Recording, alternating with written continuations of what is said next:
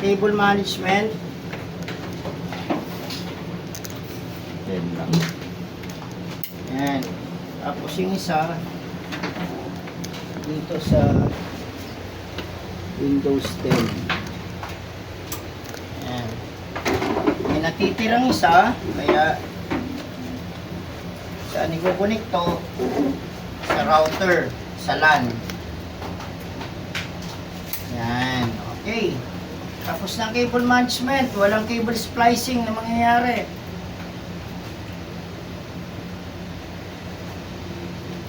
Kaya hindi ba tayo? Yes, sir. Okay, pangalawa. Tapos na yung COC1, install pa rin ang driver. Kaya hindi tayo. Tapos siyempre, install na yung Microsoft lang, saka antivirus na lang ang kailangan. Okay. COC2,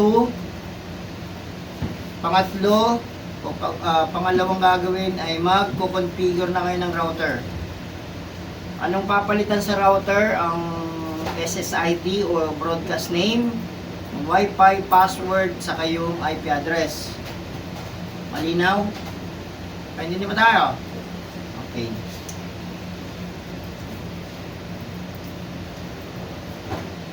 Kaya pumunta sa Windows 10. Ito yung Windows 10 sa kaliwa, kanan ng server nyo ha. Okay, CMD.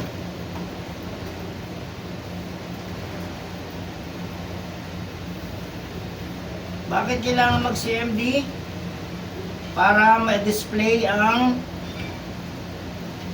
content ng router or IP address, subnet mask, saka Gateway. default gateway. Kaya i-type ang IP config. Yan, dati ito yung ginawa natin kahapon. Gagawin nyo, ibabalik nyo sa pinaka-default para matuto kayo mag-reset. Okay, yung mga device na ginagamit natin dito, minsan wala rito yung reset sa likod, minsan nandito sa ilalim, minsan sa gilid. Titingnan nyo na lang, may label naman nakalagay. Kung hindi buo yung reset, RST nakalagay. Nakuha? O, ulitin ko, mayroong reset sa ibang na nasa ilalim yung button. Nakuha? Yes, sir. Para ma-reset mo yan, kailangan mo ng matulis na bagay. Pwedeng paperclip. Nakuha? O pako na manipis. Ballpen. Yan, yung ballpen masisira kasi yun. Pag ginamit nyo. Basta matulis na eksakto dun sa hole. Kaya hindi mo tayo. Yan. Ito, nagkataon talaga yung design nito ay nasa labas na yung button. Okay? Kaya, gagawin nyo, reset nyo muna yung router nyo. 5 to 10 seconds. Magbabago po yan, mamamatay po yung ilaw. Yan.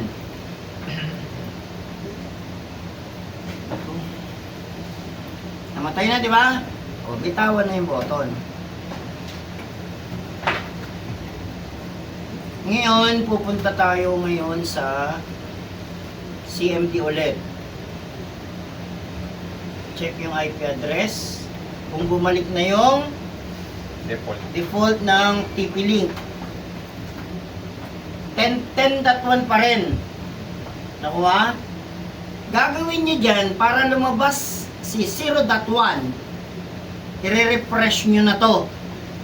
Maaring pwedeng i-restart, shutdown, pumunta sa network adapter, disable, enable, or i-type si IP config space / release. Enter. I-type si IP config space / renew. Okay, try natin ha. Ayan, dahil meron na rin ako na i-type. Pinipress ko lang yung F3 / release. Nakuha?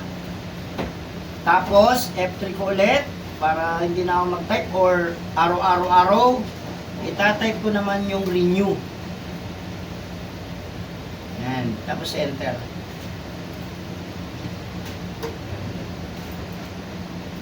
Oh, di ba na-refresh na? Nagit nyo? Yes, sir. Oh, ang daming troubleshoot na sinabi ko ha. Yes, sir. Hindi na kayo malilito doon. Ang wag nyong gagawin yung malilito kayo. Dahil lito ako. Ha? Huwag nyong gagawin yun kasi pangalan ng tagapagsanay nyo ay lito kaya mahirap yung malito. Tandaan nyo yan. Okay na. Ngayon, pag na-reset na at lumabas na yung pinaka-default, isasarado nyo na to at mag-o-open na kayo ng browser. Bakit?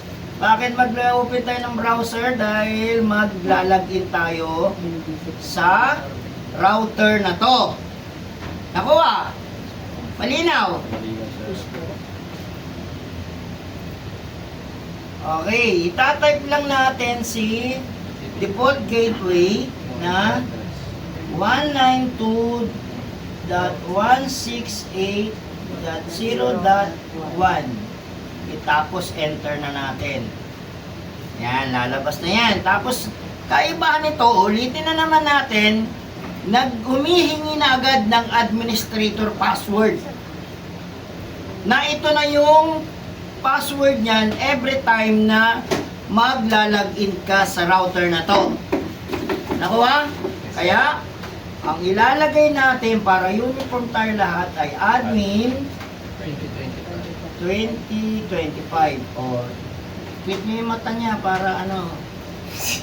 Yan, para hindi duling yung isa. Yung isa o duling itong isa o.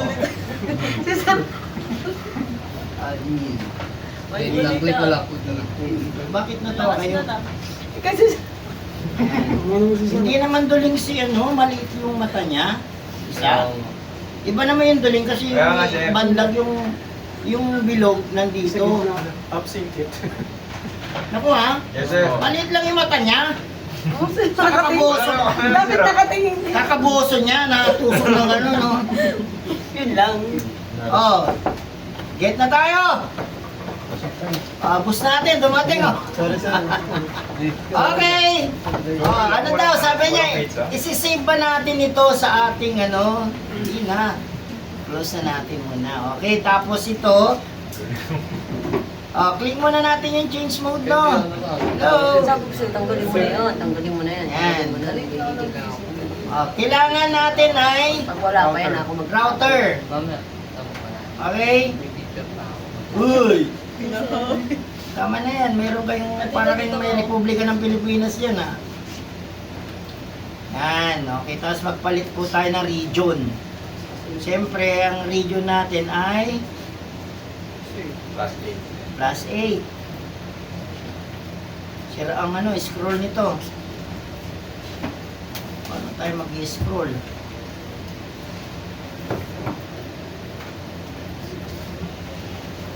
Yun. Parang sa Beijing. Yan. Beijing. Pero merong New York, di ba pas ano rin? Parehas ang oras natin, New York. Hindi, sir. Hindi Di ba, sir? Ubaw yung sinasabi ko Ay, eh. Cubao ba? New York ko ba? New York, Ubaw. Parehas yun, sir. Tapos sa ano, sa Espanya. Oo, parehas yun, sir. Di ba? Ay, ano po yun, ma'am? Sorry, sir. May ginawa lang, sir. Winit daw, sir. Bago. Hindi, sir. Ngayon ulit din talaga dito ba? Next na tayo! Ayaw ba kami? Alam niyo na to, ginawa na natin gapon to eh. Oh. Tapos escape na! Kasi sabi niya, false connection eh, oh. Wala naman tayo internet. Yan.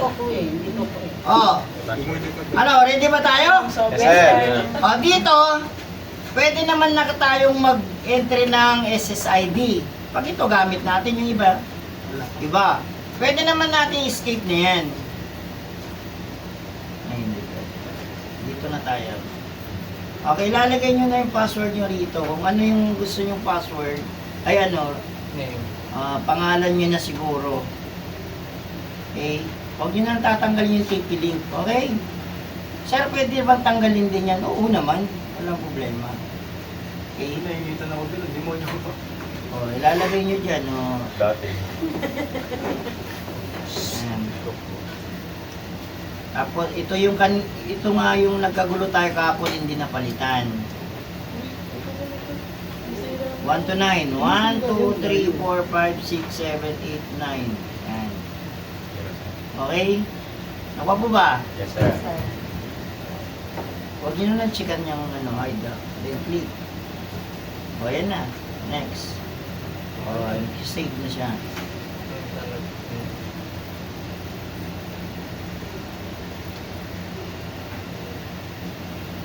Ito to. LB link. Iba naman ito. 0.16 ang ano nito. Yan. Ito, same lang silang dalawa. Pag ito gamit nyo. Sa likod niyo naman?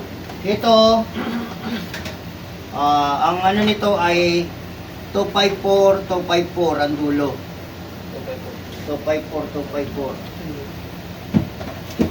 Ito, si Cisco Linksys 1.1 ang dulo. Ito, dahil siya ay si D-Link 0.1 din. Ito mga to, kung makikita nyo itong may wire dito sa dulo, ito yung gagamitin yung reset. Pag didikitin nyo yung wire na yan. Bakit? Dahil sa dami ng tumira dito, Sino i-reset? nalaspag. Dahil tumusak sa'yo. Alam naman natin pag maraming titira, maraming pumasok dyan na palusok. Nasira yung button. Kaya siyempre mautak ang Pilipino nila, ginamper niya na para lumabas na yung wire. Ako ba? Kaya lang pag na-reset na paglayuin nyo. Yan, para hindi grounded. Okay. Ganon din tong isa. Ayan o, ayun nakikita nyo to. Ayan. Pag didikitin nyo yung... Yan, pag didikitin nyo yan kasi sa dami na naman tumira din dyan, hindi na siya ano yung ano. Okay, pagdating sa portion na to, skip nyo na lang. Ilalabas to, then i-click si advance. Bakit? Dahil magpapalit po tayo ng LAN IP address. Okay. Ang third octet ang papalitan 21. Yan. Ang fourth octet optional. Malinaw. Pwedeng palitan, pwedeng okay na. Ngayon, dagdag, kapon. Pag lahat po yan, okay, lalagyan ng internet. Tandaan nyo lahat yan lalagyan ng internet at pare-parehas kayo may gamit na router. Dapat hindi kayo pare-parehas ng third octet. Nakuha? Kung ito ay 21, ito gagawin mong 20. Ito si 22, 23, 24. Bakit? May conflict na dalawa. Hindi magko-connect ang internet doon sa parehas ng third octet. Siyempre, parehas na eh. Anong maguguluhan ang connection? Naget nyo? Pakiintindihan nyo?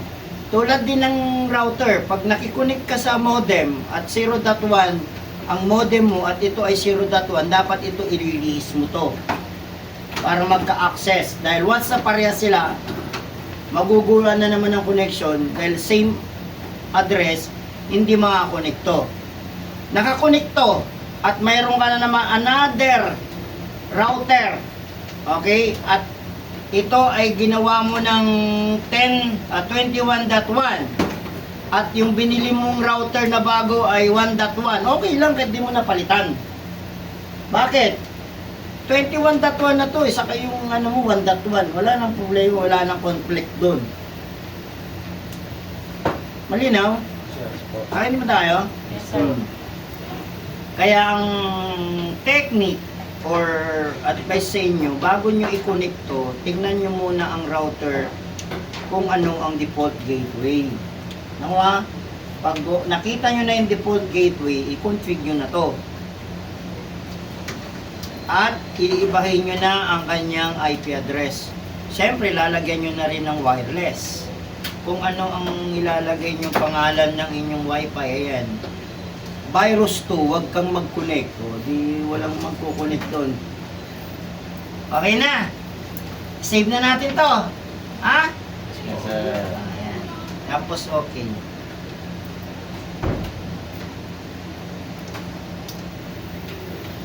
Diba? Kaya lang ito medyo tiyaga-tiyaga na lang ito ha.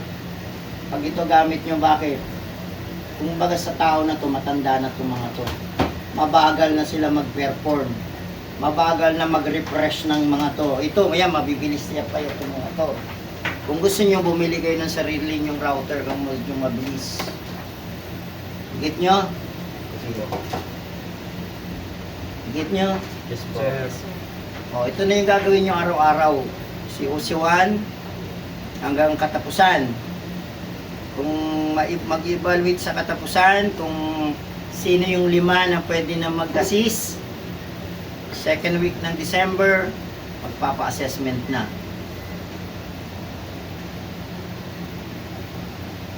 Kasabay nila ano?